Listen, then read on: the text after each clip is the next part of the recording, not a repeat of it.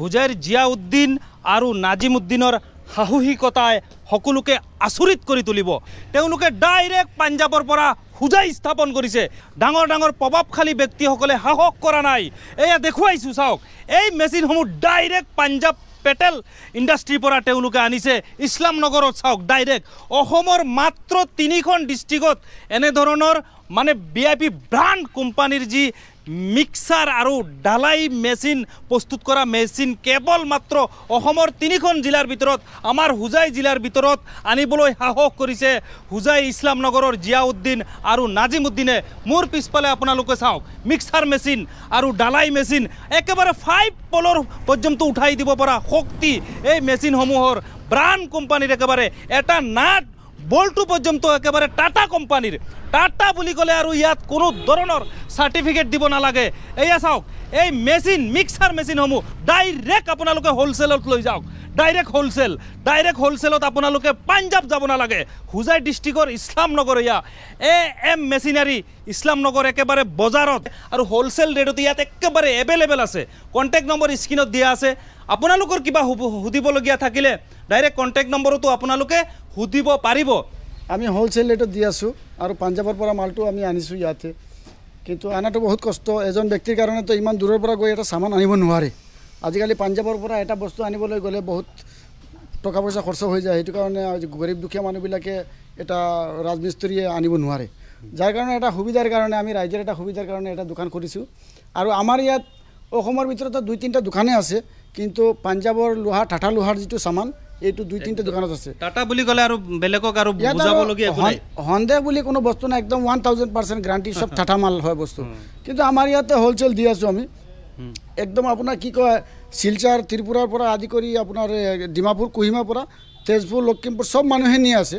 এয়া হৈছে জিয়াউদ্দিন, এয়া হৈছে নাজিমুদ্দিন। তেওঁলোক 2 ভাই ককাই। এইটো হাণ্ডি বুলি কয়, চাওক এইটোত মছলা ধৰে ন। এইটো বা ইমান মানে 1 কুইণ্টেল ধৰিব নেকি মছলা? 1 বস্তা মছলা।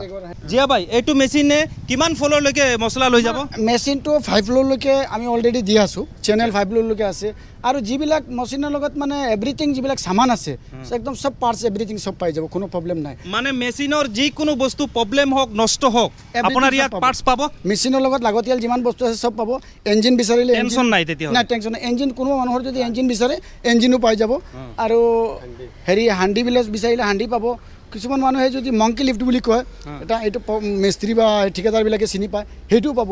মানে মেচিনৰ লগত বা কি কয় আপোনাৰ শিলবালিৰ কাৰণে যিবিলাক বিল্ডিং অট্টালিকা বনাই আছে মানুহে, এই ৰাইজৰ এইবিলাক সুবিধাৰ কাৰণে যিবিলাক বস্তু বিচাৰে সব বস্তু এভৰিথিং মোৰ ইয়াতে পাই যায়। এইটো 5 ফ্ল'ৰলৈকে যাব হা? এইটো 5 ফ্ল'ৰলৈকে যাব। আৰু ইয়াত আমাৰ পাটেল ইণ্ডাষ্ট্ৰীৰ হেৰিলৈকে আছে চাৰ্টিফিকেট ব্ৰাণ্ডৰ, মানে যিটো ব্ৰাণ্ড চাৰ্টিফিকেট মাৰা আছে। এইটো ব্ৰাণ্ড চাৰ্টিফিকেটৰ যিটো মাৰ্ক, এইটো মাৰ্ক ইয়াতে মাৰা আছে। চাওক এইটো দেখুৱাইছোঁ। এইটো ওপৰতো একদম পেটেল যিটো লিখা, চাওক একেবাৰে ডাইৰেক্ট কোম্পানীৰ পৰা আহিছে। এইটো চাওক ডাইৰেক্ট কোম্পানীৰ পৰা আহিছে। এইটো আৰু এটা কথা জিয়া ভাই এইফালে আহক। এইটো হ'ল 5 ফ্ল'ৰলৈকে যাব আৰু এইটো সব এইবিলাক 5 ফ্ল'ৰলৈকে যাব। আৰু সৰু যিবিলাক পিছফালে এইবিলাক আছে তোমাৰ এইবিলাক ফ্ল'ৰ নাযায়, এইবিলাক তলত কাম কৰিব পাৰিব। গ্ৰাউণ্ড ফ্ল'ৰত এইবিলাক কাম কৰিব পাৰিব। এই সৰু মেচিন কেইটাৰে গ্ৰাউণ্ডৰ কাৰণে যিকোনো মেচিন পাব ইয়াতে, একেবাৰে তলৰ পৰা আৰম্ভ কৰি একেবাৰে ওপৰলৈকে। মানে পাঞ্জাব টেকন'লজি পেটেল কোম্পানীৰ টাটাক মানে এটা বল্টুলৈকে সব টাটাৰ চাৰ্টিফিকেট নতুনকৈ দিয়াৰ কোনো প্ৰয়োজন নাই। স্ক্ৰীনত জিয়া বাইৰ নম্বৰ আছে। এতিয়া গোটেই অসমৰ চুকে কোণে ইছলামনগৰৰ এই M মেচিনাৰী দোকানখন চৰ্চাৰ কেন্দ্ৰবিন্দু হৈ পৰিছে। ভালেমান মেচিন ইতিমধ্যে 1 বছৰত তেওঁলোকে ডেলিভাৰী কৰিলে আৰু এভেইলেবল আছে। যিমান মানে লাগে তেওঁলোকৰ এভেইলেবল, এইটো কেপাচিটি। তেওঁলোকৰ সাহস আছে কাৰণেহে তেওঁলোকে এইখিনি পদক্ষেপ ল'বলৈ আগবাঢ়িছে। তেওঁলোকে চাওক আপোনালোকে ইছলামনগৰৰ এইখিনি ঠাইত মই মাত্ৰ কেইখনমানহে ইয়াতে মেচিন দেখুৱাইছোঁ। তেওঁলোকৰ কিন্তু য'ত গুদাম আছে সেই গুদামত গ'লে একেবাৰে কাৰখানা দেখিব আপোনালোকে ভাবিব যে ইয়াতে মেচিনৰ সৃষ্টি হয় নেকি, ইয়াতে মেচিন বনে নেকি। মানে এভেইলেবল গুদামত, মানে বৰষুণ পৰাৰ বাবে তেওঁলোকৰ এই ঠাই ৰাস্তাখন বেয়া হোৱাৰ বাবে মই যাব পৰা নাই ভিতৰত। আৰু তেওঁলোকৰ এই গুদামত মানে এভেইলেবল মেচিন আপোনালোকে একেবাৰে পাঞ্জাৱত আহি গ'ল বুলি ভাবিব সেই তেওঁলোকৰ মেচিনৰ এই গুদামখন দেখিলে শ্বেয়াৰ কৰি দিব যাতে আপোনাৰ জৰিয়তে আৰু দুই এজনৰো যাতে ফাইদা হয় ধন্যবাদ